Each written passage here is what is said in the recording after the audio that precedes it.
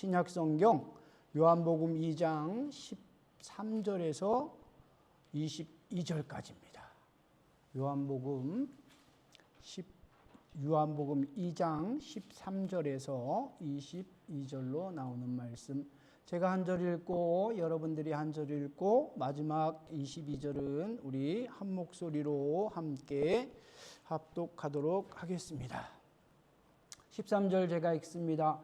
유대인의 유월절이 가까운지라 예수께서 예루살렘으로 올라가셨더니 성전 안에서 소와 양과 비둘기 파는 사람들과 돈 바꾸는 사람들이 앉아 있는 것을 보시고 노끈으로 채찍을 만드사 양이나 소를 다 성전에서 내쫓으시고 돈 바꾸는 사람들의 돈을 쏟으시며 상을 엎으시고 비둘기 파는 사람에게 이르시되 이것을 여기서 가져가라.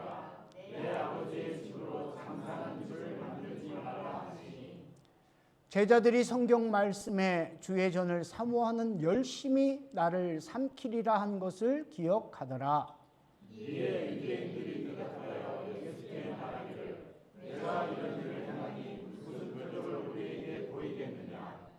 예수께서 대답하여 이르시되 너희가 이 성전을 헐라 내가 사흘 동안에 일으키리라. 유대인들이 이르되 이 성전은 46년 동안에 지었거늘 내가 3일 동안에 일으키겠느냐 하더라. 그러나 예수는 성전된 자기 육체를 가르켜 말씀하신 것이라. 22절 같이 시작.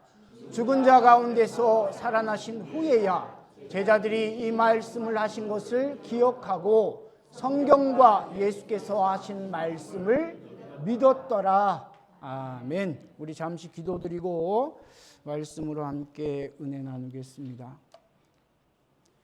지금도 살아계셔서 우리 가운데 역사하시며 우리의 심령과 골수를 쪼개시는 살아계신 하나님의 말씀 앞에 이 시간도 두렵고 떨림으로 섰나이다. 주님 말씀하옵소서. 주의 종들이 듣겠나이다. 거룩하신 예수님 이름으로 간절히 기도드리옵나이다. 아멘. 네, 오늘은 요한복음 2장 13절에서 22절로 나오는 본문을 중심으로 제목이 뭐예요? 내 아버지의 집. 내 아버지의 집. 설교 제목이 어디서 나왔을까요? 예, 성경 말씀에서 제가 되도록이면 설교 제목을 찾으려고 합니다.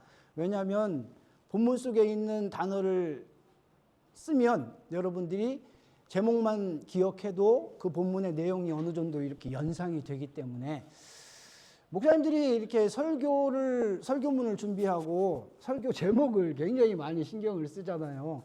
그래서 저도 예전에는 막 좀 특이한 제목 들어서 막 이렇게 충격을 줘서 기억하게끔 하는 그런 것도 했었는데, 이렇게 제가 쭉 목회를 해오면서 느껴지는 게, 본문 속에서 제목을 찾는 게 참 좋겠다라는 그런 감동을 주셔서 되도록이면 본문에서 설교 제목을 찾고 있으니까 여러분들이 꼭 그 점을 유념하셔서 같이 따라와 주시면 감사하겠습니다. 우리가 지난주에 어떤 말씀 나눴죠?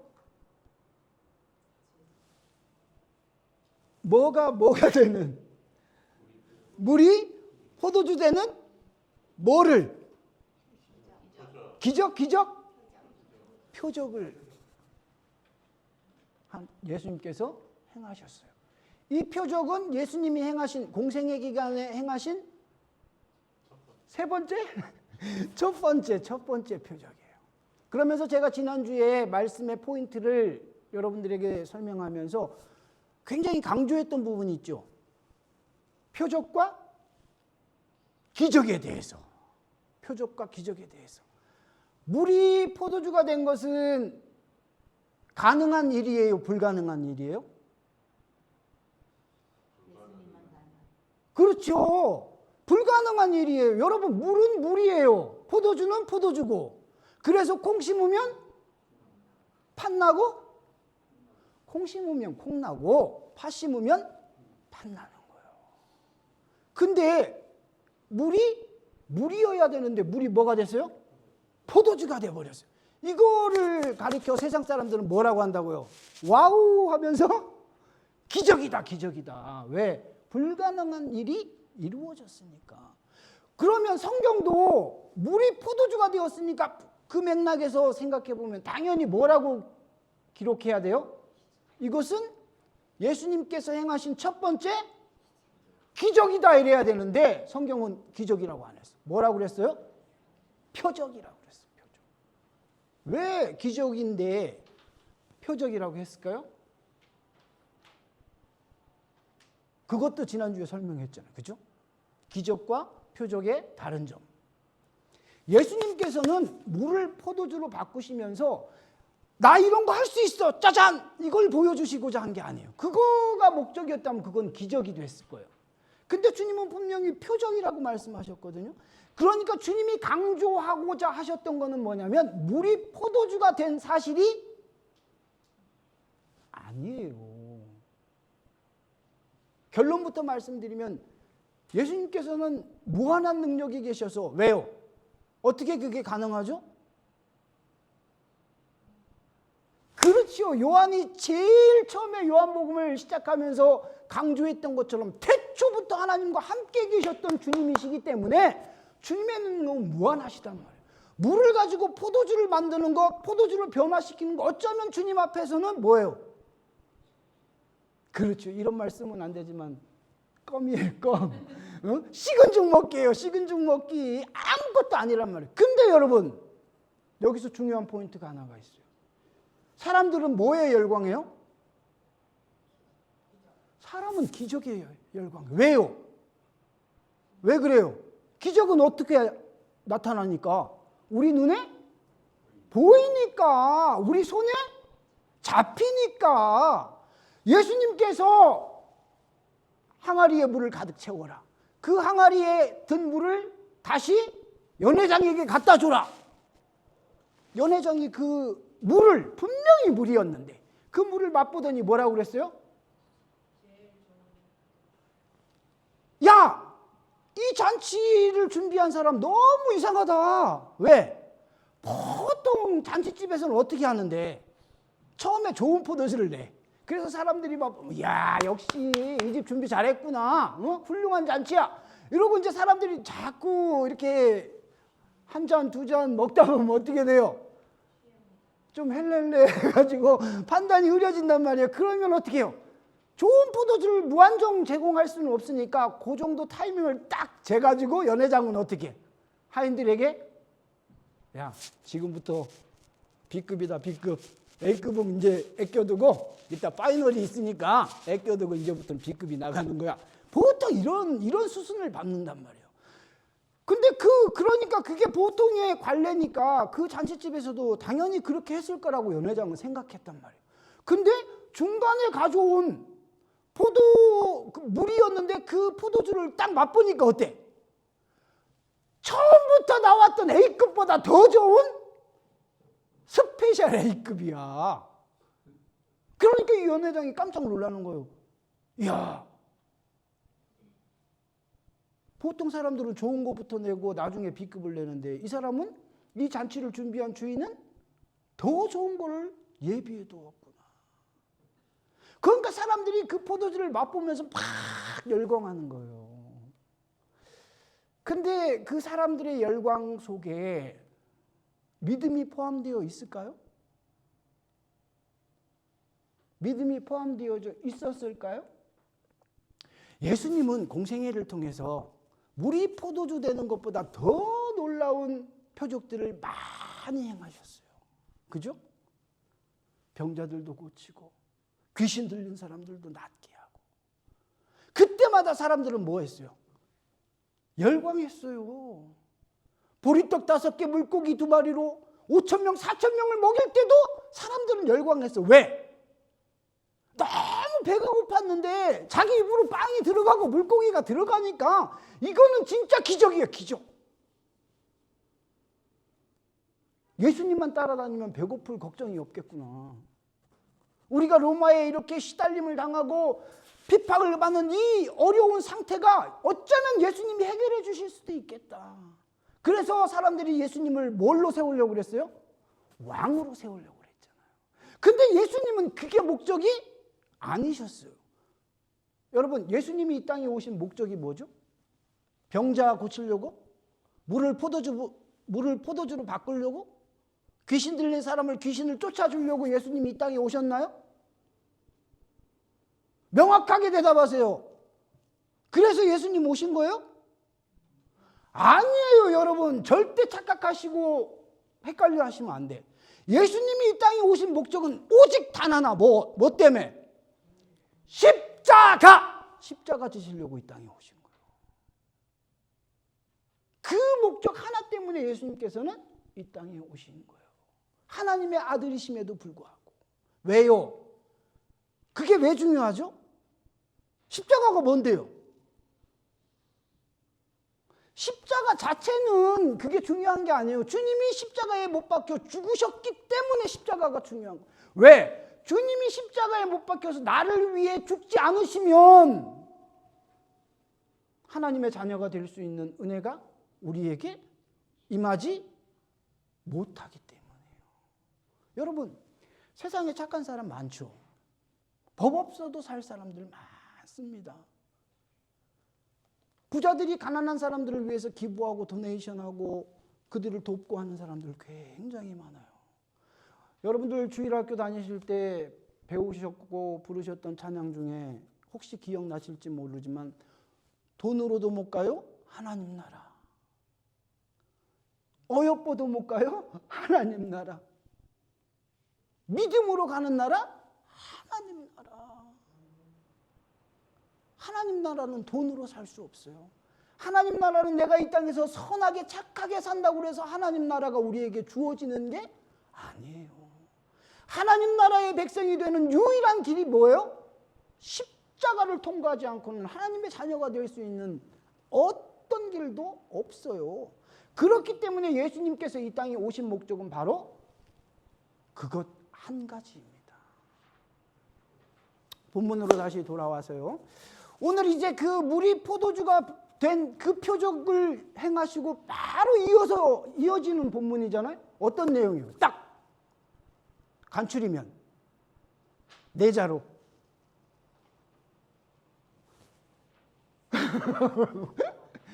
성전 정화. 예, 성전 정화. 이게 무슨 뜻이에요?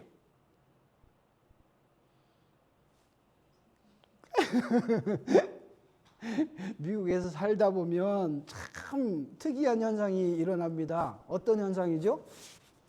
조금 살다 보면 영어도 안 돼, 한국말도 안 돼, 이런 현상이 일어나는데 여러분 잘 생각해 보세요. 굉장히 쉬운 말이에요. 성전은 뭐죠? 오늘날 말로 쉽게 표현하면 교회. 정화는 뭐예요? 깨끗하게 하는 거. 교회를 깨끗하게 하는 사건이 오늘 본문의 내용이란 말이에요. 그러면 제목만 딱 그 성전 정화라는 것만 우리가 딱 타겟으로 삼으면 어떤 느낌이 강해요? 아, 예수님이 교회 가셔서 청소하셨구나, 클린업 하셨구나, 이렇게 생각하실 수 있지만 그런 개념의 정화가 아니에요. 여기에는 영적인 의미가 담겨져 있습니다. 예수님이 어떤 행동을 취하셨죠? 성전으로 가셨는데 그 성전에서 벌어지고 있는 상황이 어떤 상황이었어요? 성전은 뭐예요? 교회라고 그랬잖아요. 교회는 뭐 하는 거예요? 만민이 기도하는 집, 하나님께 예배드리는 곳, 하나님의 임재가 있는 곳, 하나님이 머무시는 곳. 왜냐하면 아직까지도 예루살렘의 그 성전은 구약의 성전의 모델을 그대로 답습하고 있으니까. 그러니까 그 성전에는 아무나 올라갈 수 있어요, 없어요? 없고 특별히 하나님께 자원하는 마음으로 예물을 드리기 원하는, 자원하는 심령을 가진 사람이 예물을 귀하게 준비해가지고 주님의 성전에 올라간단 말이에요. 그러면 성전 안에, 지성소 안에 아무나 들어갈 수 있어요? 아니요. 여러분 지금은 참 얼마나 편합니까? 그죠? 그냥 우리가 편하게 앉아갖고 이렇게 얼굴 페이스 대 페이스를 보면서 예배를 드리잖아요. 구약 시대 같으면 어떻게 해? 여러분이 제 얼굴 구경할 수가 없다니까요. 왜요? 딱 막이 가려져 있어요.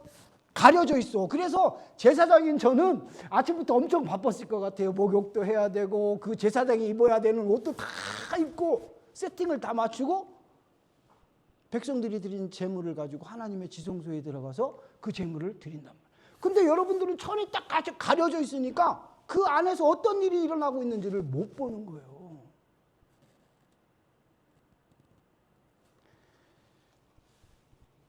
이스라엘 백성들이 시대가 점점 흐르면서 하나님께서 이스라엘 백성들에게 젖과 꿀이 흐르는 가나안 땅을 약속하시면서 그들에게 그 땅은 분명히 젖과 꿀이 흐르는 땅, 축복의 땅, 약속의 땅이라고 분명히 말씀하셨죠. 그러면서 하나님께서는 단서를 붙이셨어요. 어떤 단서? 제가 늘 강조드리는 말씀처럼 정신 차리지 않으면 어떻게 해? 그 약속의 땅, 그 축복의 땅이 뭐가 된다고요? 오히려 너희에게 화가 된다. 그래서 하나님이 우리에게 주시는 복은요, 양면성이 있어요. 이거를 내가 누리고 흘려보낼 수 있는 준비가 된 사람이 복을 받으면 복은 어떻게 해요? 복은 또 복을 낳습니다.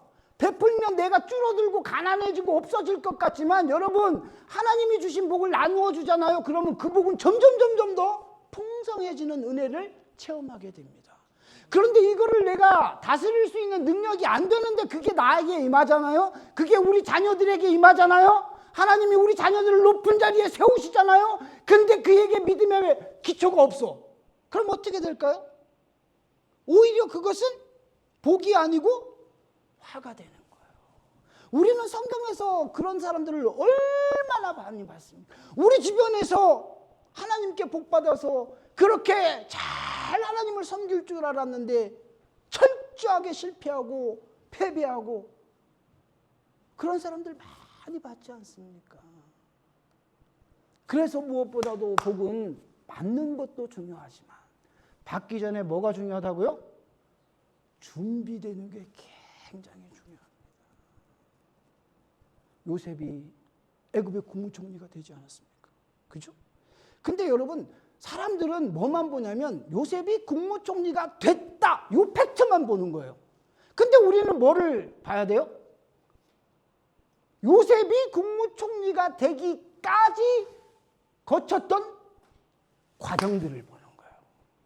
그가 걸었던 한 걸음 한 걸음 속에서 주님이 그와 어떻게 하셨는지, 그가 주님을 향한 믿음의 고백이 무엇이었는지, 그러면 우리도 믿음의 사람이 될 수 있는 거예요. 요셉이 국무총리가 될 수 있었던 것은 그가 똑똑해서가 아닙니다. 그가 꿈을 잘 해몽했기 때문이 아니에요. 그가 잘생겼기 때문이 아니에요. 그가 지식이 높았기 때문이 아니에요. 그가 애굽의 국무총리가 될 수 있었던 것은 애굽의 요셉의 믿음의 고백 한마디 때문입니다. 어떤 고백이요? 요셉이 무슨 믿음의 고백을 합니까?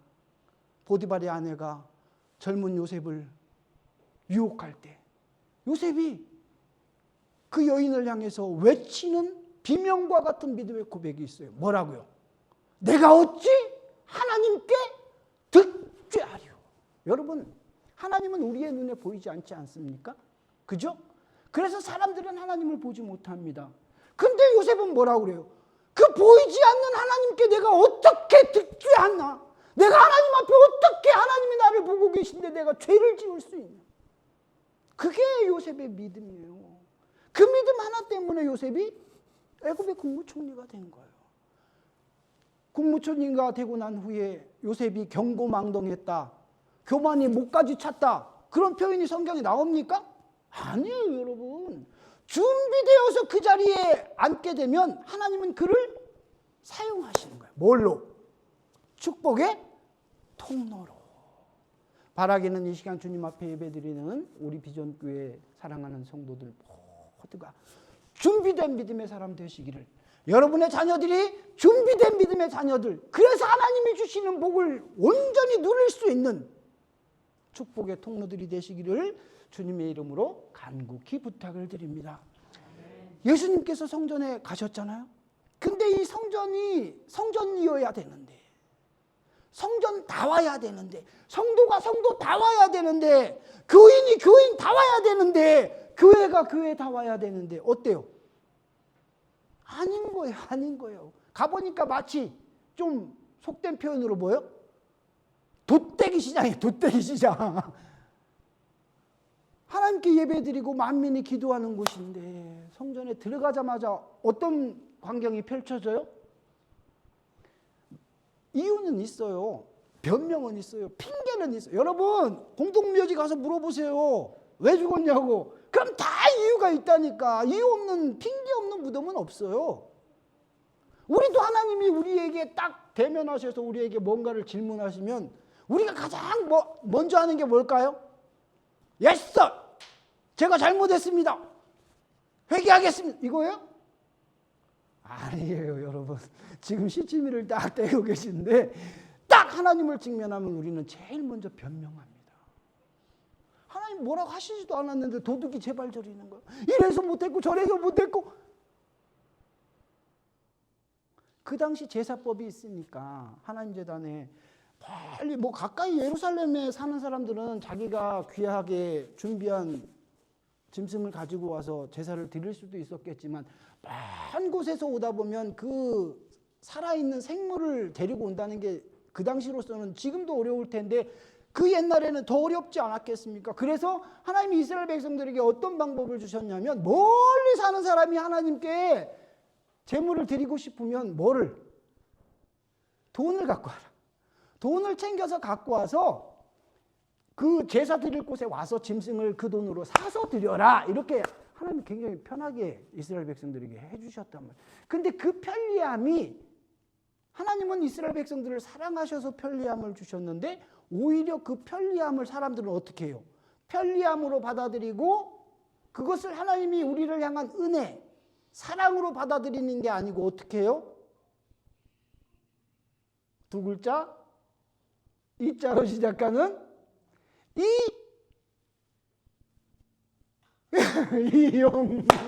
이용하는 거야. 하나님의 은혜를, 하나님의 사랑을 이용하는 거예요. 우리가 새벽 예배 시간에도 함께 은혜 받았죠? 이스라엘 백성들이 블레셋과의 싸움에서 왜 졌어요? 하나님의 법궤를 이용했기 때문에. 그들 중심에 하나님을 향한 뜨거운 사랑이 있었다면 법궤가 그 전쟁터에 오지 않았어도 하나님은 승리하게 하셨을 거예요. 그 중심에 하나님도 없으면서 하나님의 법궤가 오면 우리가 이길 거라고 하나님을 이용하니까 하나님은 철저한 패배를 맛보게 하신 거예요. 그렇게 하나님 제단에 제물을 그런 식으로 드리는 게 통례가 되었었는데 이 당시에는 이 예루살렘 교회가 얼마나 이런 표현 설교할 때 좀 저거 하지만 썩었냐면 부패되었냐면 그 성전 입구에서 시장이 열리는 거예요. 소 사세요, 양 사세요, 다 닭은 아니죠. 예, 비둘기 사세요. 이 가루가 좋아요, 저 가루가 좋아요. 옆에서 야 80불 그러면 저쪽 옆에서 뭐라고 그래? 60불. 그런 일들이 막 일어나고 있는 거예요. 또 그 당시에는 성전에서 쓰는 화폐 단위와 일반 사람들이 쓰는 화폐 단위가 틀렸어요. 그래서 성전에 돈을 헌금을 하려면 어떻게 해야 돼요? 바깥에서 쓰는 돈을 성전에서 체인지해야 돼. 환전을 해가지고 성전에서 사용하는 돈으로 드려야 했단 말이에요. 근데 만약에 예를 들어서 2불로 바꿔주면 괜찮잖아요. 근데 돈을 바꿔주는 사람들이 어떻게 하냐면 2불로 바꿔주는 게 아니고 어떻게? 2불을 내면 1불, 1불 얼마 이런 식으로 바꿔주는 거예요. 이익을 남기는 거예요. 사람과 사람 사이의 어떤 경제활동에서는 이익을 남겨도 되지만 이거는 뭐 하기 위해 드리는 거예요? 하나님께 드리기 위한 거잖아요. 그러니까 거기에 인간의 이익이 개입되면 절대 안 된단 말이에요. 근데 이스라엘 백성들은 그 무서운 죄악을 짓고 있는 거예요. 뭐 때문에? 자기에게 들어오는 경제적인 이윤 때문에 하나님의 법을 이용하는 거예요. 여러분, 이스라엘 백성들만 그럴까요? 성경에 나오는 이 옛날에 살았던 이스라엘 백성들만 그렇게 살았을까요? 오늘을 사는 우리들은 그들과 전혀 다르게 살고 있나요? 이해할 수 있는 분 있어요? 어쩌면 우리는 그들보다 더 잘못되게 살고 있을지도 모릅니다. 눈에 보이지 않고 확인되지 않을 따름이지. 근데 중요한 건 뭐냐면 그 광경을 목도하셨던 주님의 반응이에요. 여러분, 예수님의 이미지 하면 여러분 어떤 이미지가 있어요? 굉장히 일단은 제일 먼저 뭐 예수님 하면 뭐? 또 다른 분? 응? 인자. 그러니까 그런 거를 통합해서 예수님 하면 일단은 뭐 해야 돼? 예수님 하면 일단 좀 핸섬하셔야 되지 않을까요? 예? 예수님을 그려놓은 이렇게 성화를 보면 예수님이 좀 어글리하게 그려놓은 그림 없어요. 누가 봐도 이야, 우리 예수님 굿이다 굿. 응? 예수님 하면 우리가 그런 떠오르는 일반적인 그런 이미지들이 있잖아요. 인자하시고 사랑이 많으시고 국률이고 끝까지 참으시고 늘 우리 편에서 우리를 대변해 주시고 쓰러져 있는 나의 손을 붙잡아 함께 동행하시는 주님. 그런 이미지가 예수님에 대한 일반적인 이미지란 말이에요. 근데 오늘 본문에 나오는 예수님의 그 돌발 행동, 이걸 여러분 어떻게 받아들이세요? 예수님 다워요? 그러니까 그게 우리가 선입견이 있는 거야. 예수님 하면 인자하셔야 돼. 예수님 하면 사랑이지. 예수님 하면 용서지. 이게 왜 이럴까요? 그게 예수님의 예수님다움일까요? 노. 예수님을 어떻게 한 거야? 이용해서 어떻게 한 거야? 예수님을 이용해서 합리화시킨 거야. 누구에게 합당하도록? 나에게. 그러니까 여러분, 우리는 다 예수님을 믿잖아요? 근데 디테일하게 들어가 보면 우리가 개인적으로 믿고 있는 예수님이 다 달라. 우리가 믿고 있는 예수님이 이게 표현이 맞는지 모르겠지만 만약에 그게 가능하다면 내가 믿고 있는 예수님이 이렇게 허목사부터 시작해서 허목사가 믿는 예수님부터 시작해서 우리 집사님들 성도들이 믿는 기한이가 믿는 예수님까지 여기 일렬로 쫙 세우면 분명히 예수님이잖아요. 근데 똑같을까요? 똑같아야죠 원래는. 그죠? 근데 어때요? 다 틀린 거예요. 왜 그럴까요? 제가 믿는 주님은 인자하시지만 인자가 전부가 아니에요. 내가 만난 주님은 한없이 참으시고 우리를 용서해 주시지만 끝까지 무조건 참아주시는 분 절대 아니에요. 우리 주님은 엄청 무서운 분이세요. 우리 주님은 너무너무 정확한 분이세요. 우리 주님은 변명을 허락하지 않으시는 분이에요. 매섭게 우리를 몰아가시는. 제가 저번에 사랑에 대해서 설교하면서 여러분, 우리는 사랑하면 어떤 이미지가 있다고 그랬어요? 뜨거운 사랑, 국경을 초월하는 사랑, 열렬한 사랑, 뭐 이런 사랑의 이미지가 있다고 그랬잖아요. 근데 그 사랑 못지않게 어떤 사랑도 필요하다고 그랬어요. 혹시 기억나시나 모르겠어요.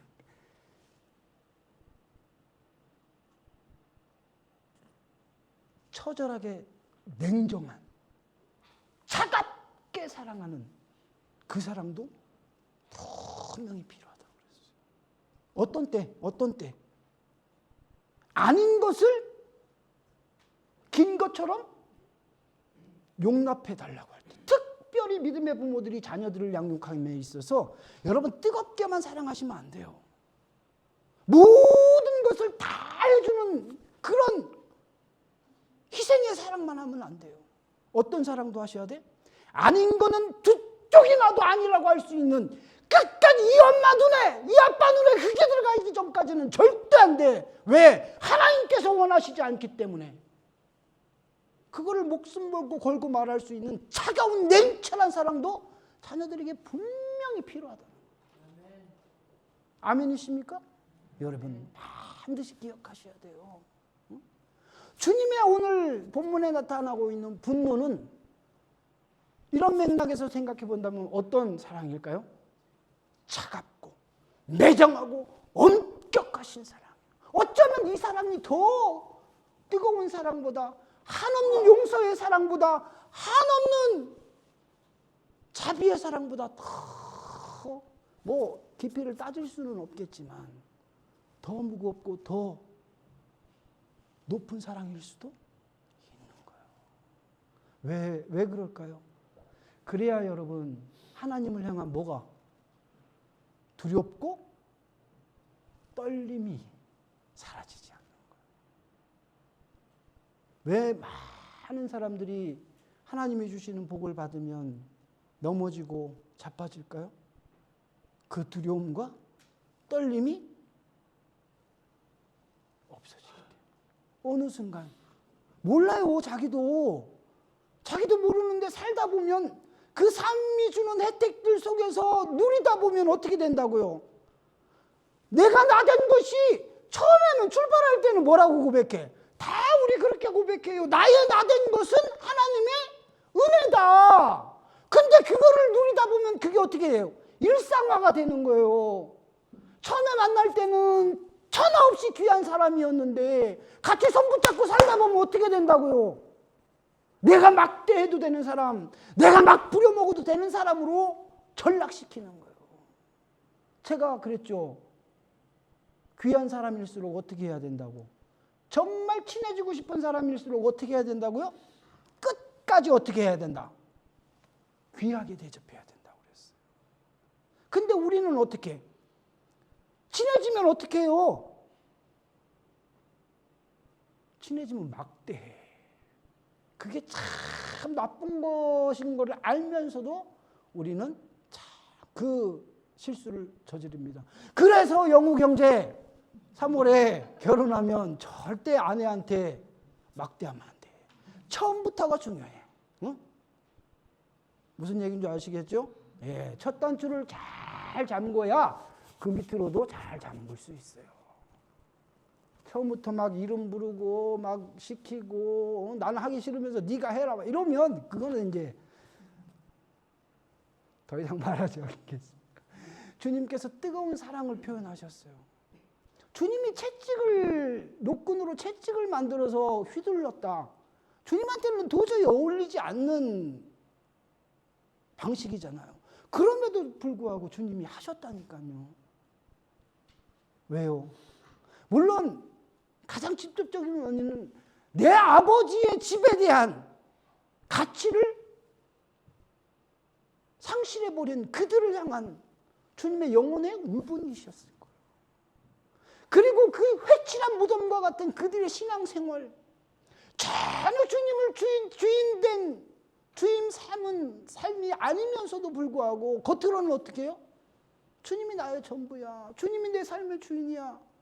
나는 어디 교회 다녀. 나는 어디 교회 목사고. 나는 어느 교회 집사야. 그게 어느 순간 우리도 모르는 사이에 뭐가 되는 거예요? 타이틀이 돼버린 거예요. 명함처럼 돼버린 거예요. 근데 중요한 건 여러분, 사람들은 그걸 보고 우리를 평가할 수도 있어요. 보니까 당신 어느 교회 목사군요. 어느 교회 집사군요. 그럴 수 있어요. 근데 주님께 그걸 보여봐요. 뭐라고 그래 주님은? 이거 필요 없다. 왜? 나는 이거 안 봐도 알거든.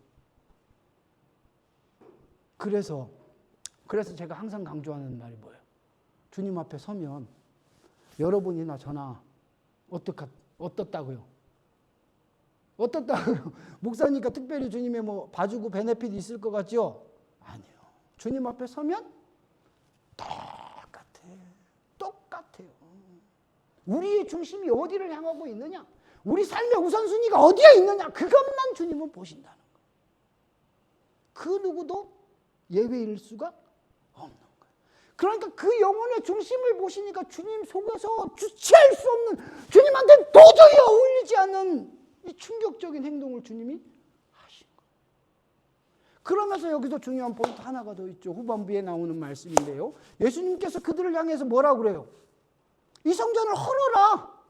그러면 내가 어떻게 하겠다? 3일 만에 짓겠다. 그러니까 사람들이 뭐라고 반문해요? 오랜 세월에 걸쳐서 지어진 이 성전, 왜 어떻게 알까요?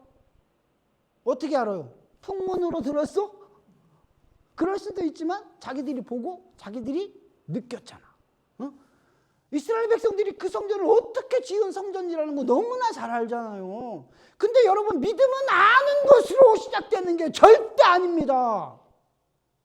물론 성경 공부 많이 해서 성경적인 지식을 갖추는 거 우리 신앙생활에 큰 도움이 됩니다. 하지만 지식으로 주님을 만나면 결단코 살아계신 주님을 만날 수 없어요. 주님은 어떻게 만나야 돼요? 어떻게 만나야 될 것 같아요? 아멘. 우리 박사님 가만히 계시는 것 같아도 결정적으로 한 방이 있어요. 그래서 제가 항상 준비를 하고 있어요. 믿음입니다. 믿음. 그 어떤 것도 필요치 않아요. 여러분, 주님이 그렇게 말씀하신 이유는 뭘까요? 그러니까 이게 말하는 사람의 의도를 아는 것과 모르는 것은 이렇게 차이가 나는 거예요. 주님이 성전을 헐어라, 내가 3일 만에 다시 짓겠다 그러니까 사람들은 그거를 액면 그대로 받아들인 거예요. 아니, 이게 그 오랜 세월에 지어진 성전인데 니까 짓게 이거를 3일 만에 다시 짓는다고, 이게 말이 되냐? 이거는 여러분, 앞에 우리가 지난주에 함께 나눴던 본문을 다시 가지고 와서 설명해보면 물이 포도주 되는 것보다 더 심각한 거야. 이거는 왜 이들이 이렇게 목숨 걸고 와 한 줄 알아요? 이거는 진짜 야, 어쩌다가 물이 포도주는 될 수 있다 치자. 근데 이 몇십 년 동안 지어진 이 성전을 네가 헐고 3일 만에 짓는다고? 이거는 세상이 두 쪽 나도 도저히 있을 수 없는 일이야. 근데 여러분, 그거는 누구의 가치 판단이에요? 사람의. 사람은 항상 여러분 눈에 보이는 거, 손에 잡히는 거가 다기 때문에 그거에 가치를 둔단 말이에요. 그러니까 사람의 눈으로 볼 때 물이 포도주 되는 거는 하찮아 보일 수 있지만 사람의 눈으로 보니까 그 몇십 년 동안 지은 성전이 무너지고 그것이 3일 만에 다시 지어진다는 거는 비교 자체가 안 되는 거예요. 눈으로 보니까. 근데 믿음은 눈으로 보는 거, 손으로 만지는 게 아니라고 그랬잖아요. 참 놀라운 게 뭐냐면 믿음의 안경을 딱 쓰고 보면 모든 게 어떻게 해? 모든 게 어떻게 해?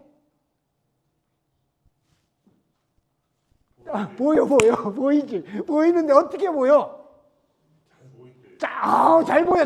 잘 보이는데 어떻게 잘 보여? 똑같이 보이는 거예요. 똑같이 보이는 거예요.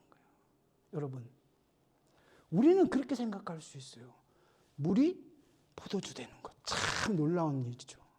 근데 이스라엘 백성들이 홍해를 건넌 것, 그것과 그거를 비교하면 어떤 게 큰 것 같아요?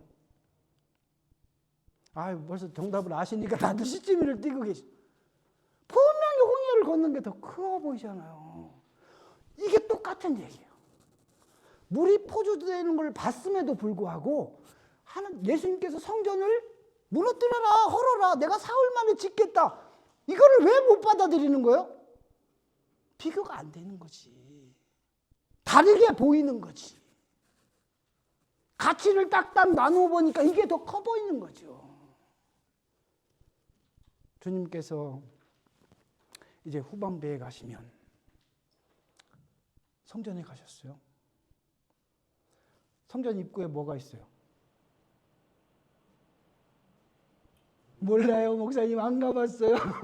사람도 있고요, 뭐도 있고요. 성전 입구에는 헌금함이 있어요. 그래서 성전에 들어가는 사람들이 그 헌금함에다가 헌금을 하는 거예요. 근데 예수님께서 어느 날 그 헌금함이 보이는 곳에 이렇게 서 계셨어요. 그러니까 사람들이 자연스럽게 들어가면서 헌금을 드리잖아요.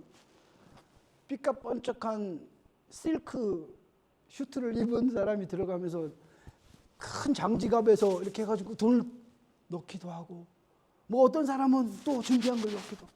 근데 한 사람이 예수님의 눈에 딱 들어왔어요. 이 사람은 등장부터 조금 수상해.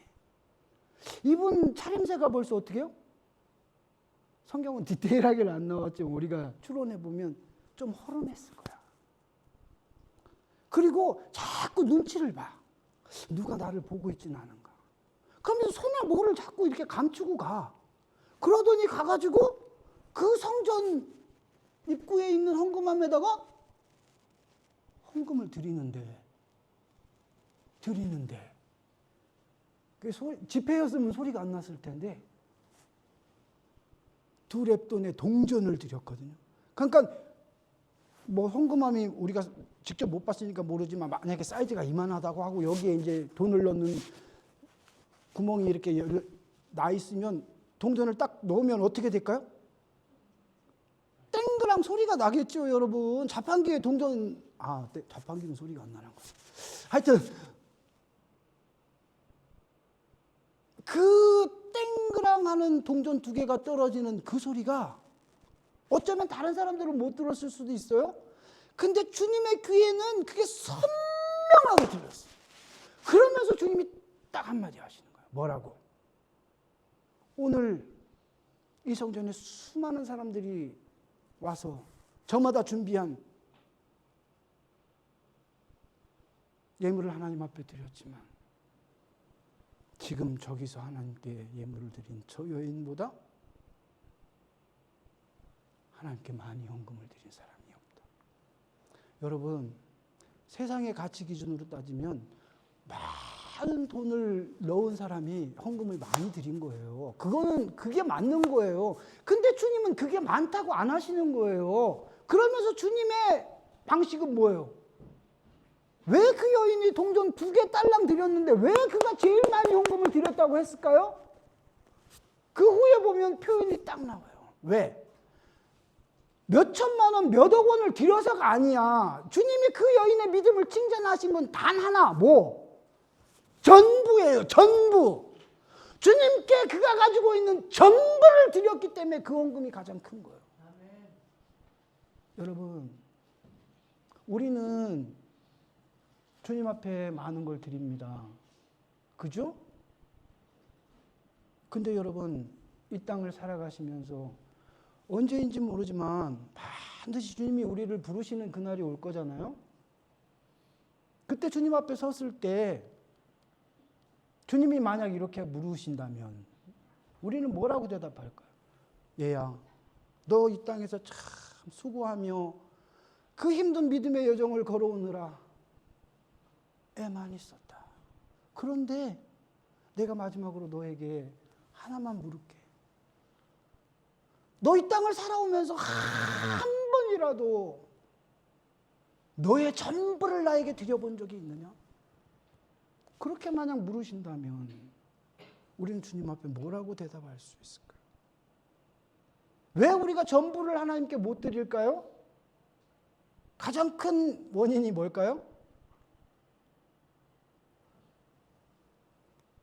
여러분, 빠져나가려고 하시지 마시고 딱 직면하십시오. 내가 왜 하나님 앞에 내 전부를 못 드릴까? 지금 한번 딱 직면해 보세요. 두려움 때문이에요. 왜? 말 그대로 이게 내 전부니까. 이걸 다 드리고 나면 나에게 남는 게 있어요, 없어요? 만약 그게 전부라면 나에게 남는 게 없어야죠. 왜? 전부를 하나님께 드렸으니까. 그러면 나는 없는데 왜 두려워할까요? 없는 내가 어떻게 살까? 근데 주님은 우리에게 뭐라고 말씀하셨어요? 너희는 무엇을 먹을까? 무엇을 입을까? 무엇을 마실까? 염려하지 마라. 왜? 하나님께서 사랑하는 자녀에게 그 필요를 다 채워주신다. 여러분, 구약 성경에 나오는 사렙과 과부도 마찬가지 아닙니까? 그 긴 3년 6개월의 그 흉년 때에 그 땅에 그 사렙과 과부 혼자 있었겠어요? 가장 연약하고 가장 가진 거 없는 그를 하나님께서 찾아가셨어요. 그리고 그에게 그 전부를 요구하는 거예요. 아들하고 먹고 죽으려고 이제 그 가루 한 줌 기름 한 방울 가지고 마지막 식사하고 죽으려고 하는데 하나님의 종이 그걸 요구하는 거예요. 그거 갖고 와, 그거. 다른 거 필요 없어. 아니 저 옆집에 옆에 가면 부잣집에 음식 많은 집 있잖아요. 어느 집사님 집에 가세요. 하는데 주님은 너 아니야 영우가. 네가 가지고 있는 거 그거 나한테 갖고 와. 이름 자꾸 불러가지고 죄송스러운데 그거예요. 다른 사람 귀에는 안 들리잖아요.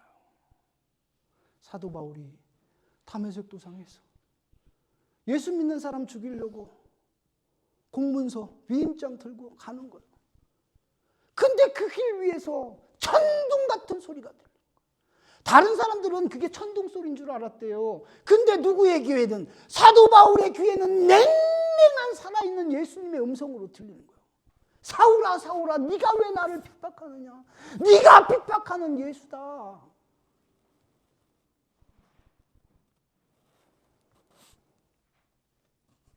오늘 이 성전 정화 사건을 통해서 주님이 우리에게 말씀하시고자 하는 게 뭘까요? 지금 오늘 텍스트에 나온 것처럼 여기에서 온갖 추태를 부리고 있는 이스라엘 백성들을 향한 예수님의 진노가 이렇게 무섭다. 그러니까 너희들 조심해라. 너희들 그렇게 살지 마라. 이걸까요? 제가 아까도 말씀드렸지만 사람들은 뭐를 본다고요? 말씀을 정리합니다. 집중하십시오. 사람들은 뭐를 본다고 그랬어요? 눈에 보여야, 손에 잡혀야 보고 느낀다고 그랬죠. 근데 여러분, 성전이 뭐예요? 교회. 이 당시 성전이 어디였어요? 예루살렘 성전, 그 아름다운 성전. 근데 주님이 그 예루살렘 성전이 더러워졌다고 화를 내신 것 같죠?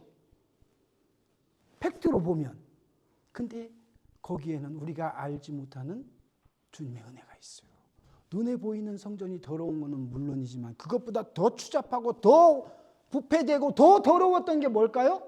눈에 보이지 않는 이스라엘 백성들의 마음속에 있는 하나님의 성전.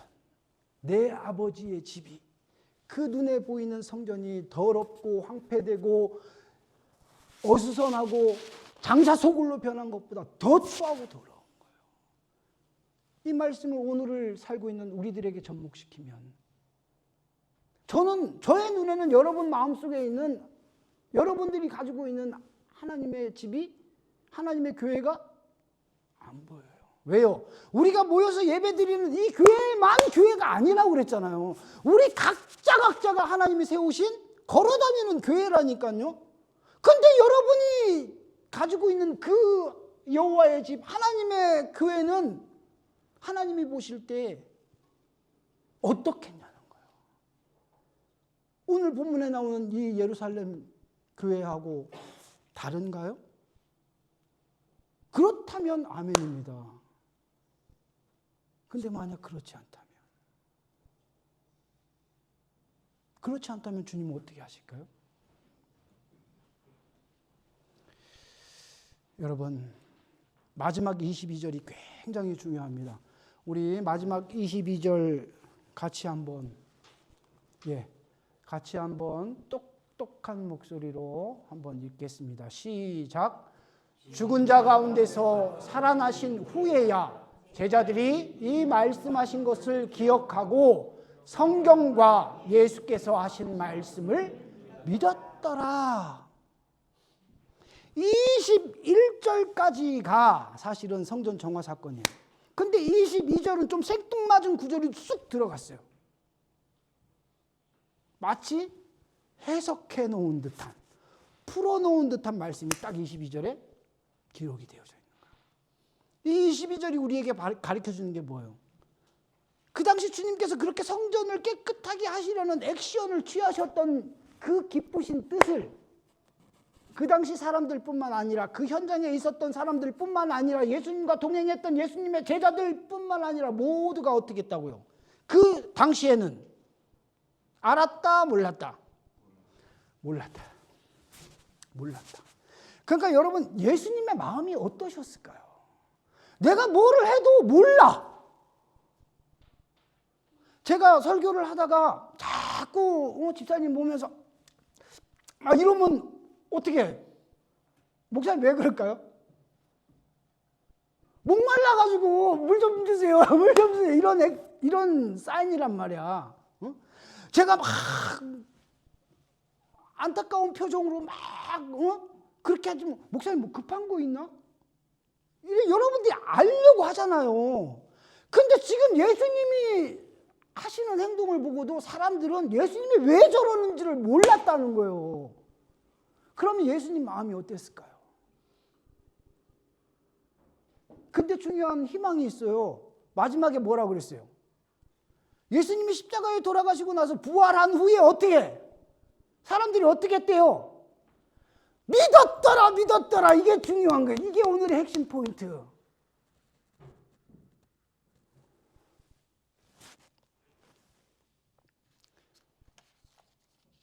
우리는 주님을 보기를 원하지 않습니까? 그죠? 당신에게 평생에 한 가지 소원을 주님께서 들어주신다고 하시면 여러분은 어떤 소원을 말씀하실래요? 목사님, 나는 부자 되고 싶어요. 우리 자식들 잘 됐으면 좋겠어요. 난 승진했으면 좋겠어요. 진학의 길이 열렸으면 좋겠어요. 그런 거 말고 만약 주님, 내 평생에 한 가지 소원이 있다면 나는 주님 만나고 싶습니다. 그런 소원이 만약 있다고 쳐요. 근데 여러분 중요한 건 뭐냐면 오늘 본문에 나오는 맥락을 접목시키면 주님이 나를 찾아오셔도 내가 알아 몰라. 내가 모른다는 거예요. 엠마오로 가던 두 제자. 예수님이 십자가에 못 박혀 죽으시고 부활하신 후에 예수님의 제자들이 다 흩어졌잖아요.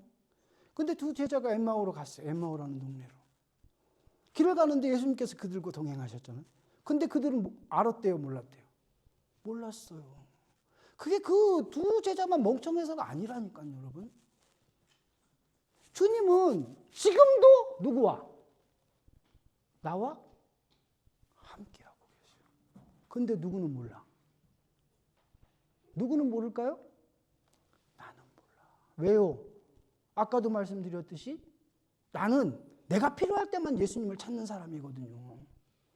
기적이 필요하고 내 필요가 채워지기를 원할 때 내 힘으로 안 된다고 이거는 정말 실현 가능한 일이라고 하다 버티다 몸부림치다 안 돼서 그런 풍월은 있어서 예수님 앞에 기도하면 신락 같은 희망의 끈을 잡고 예수님이 들어주시지는 않을까.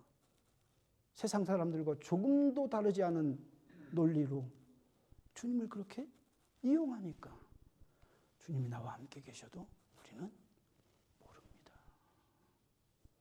여러분, 이제 또 새로운 한 주가 시작됩니다. 하나님이 우리에게 각자에게 주신 귀하고 복된 날이에요. 아침에 눈을 떴을 때 여러분 그 아침을 어떻게 맞이하십니까? 야, 오늘도 가기 싫은 직장에 또 출근해야 되네. 저를 예를 든다면 야, 오늘도 새벽 3시 반에 일어나서 또 교회 가야 되냐? 교회 와서 어찌 교회 와서 무릎 꿇었어. 또 오늘도 1시간 기도해야 돼? 기도까지는 어떻게 했어? 성경을 펴. 아이고, 오늘도 또 1시간 동안 성경 읽어야 되네. 이러면 그게 무슨 소용이 있어요, 여러분? 안 하고 말지.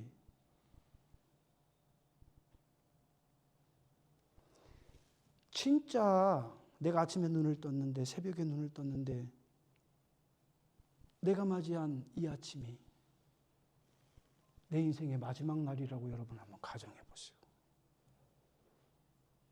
그래도 내일로 미루시고, 그래도 다른 사람이 하도록 미루시고, 그렇게 하실 여유가 있으실 것 같아요?